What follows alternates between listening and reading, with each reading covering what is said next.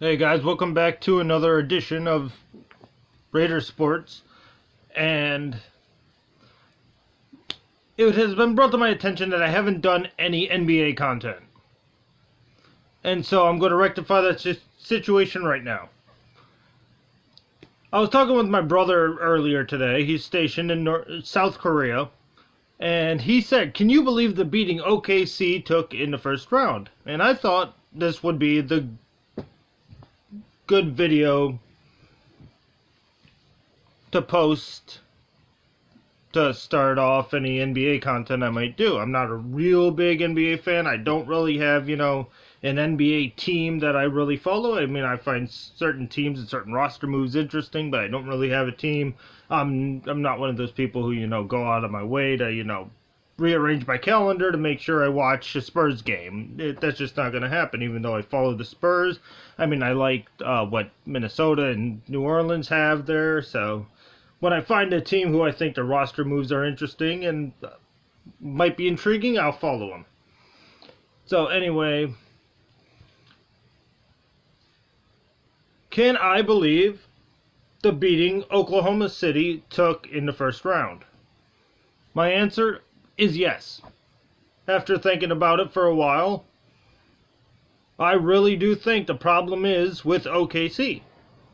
And the problem is they got too many too many Chiefs, not enough Indians.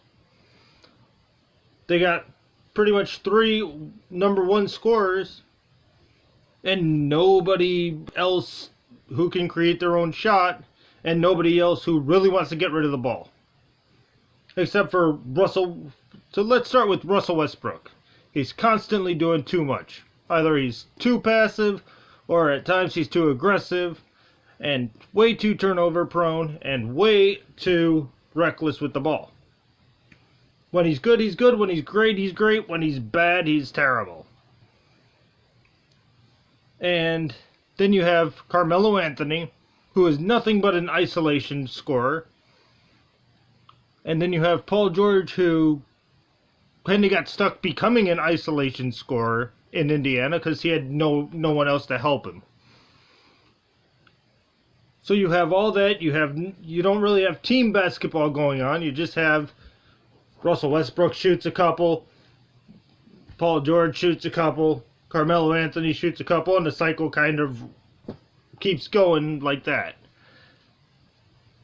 Then let's flip to the other side of the court, and we go with the Utah Jazz.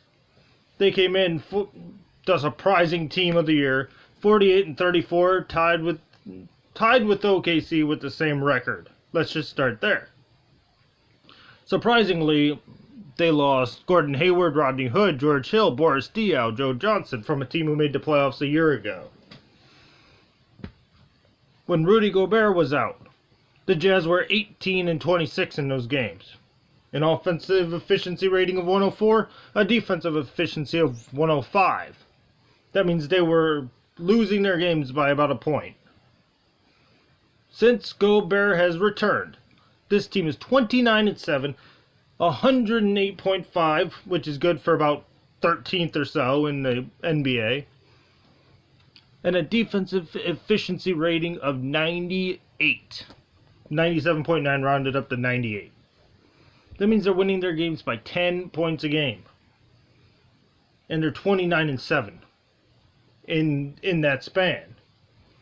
So if you would take that and add it to an entire season, you get and take whatever remaining games at 500, you get about a 60-win team. That's what Oklahoma City ran into. They didn't run into a 48-34 Utah team. They ran into a post-Gobert injury Utah Jazz team, a Rookie of the Year runner-up Donovan Mitchell, who is going to be a big-time superstar in this league, my personal Rookie of the Year. He only averaged, 20 points. And since the playoffs began, he's averaging 27. He's taking a step up. He's getting better.